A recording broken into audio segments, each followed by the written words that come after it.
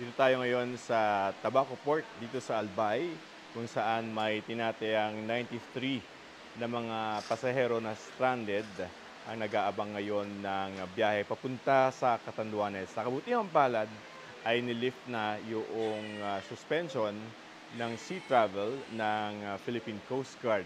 Kaya pwede na silang bumiyahe simula bukas. Nag-abiso na rin yung mga shipping lines na maaari na silang mag-ferry ng mga pasahero. So ngayon ay nag-aabang na lamang itong mga na-stranded. 3 araw rin sila na na-stranded dito sa Tabaco Port.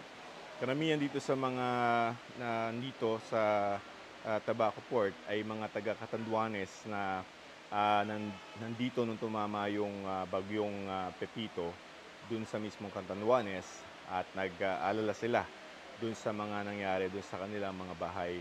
Yung mga nakausap natin kanina ay nasira yung mga bahay kaya nag-aalala sila kung paano muli sila magsisimula dahil sa bagyo.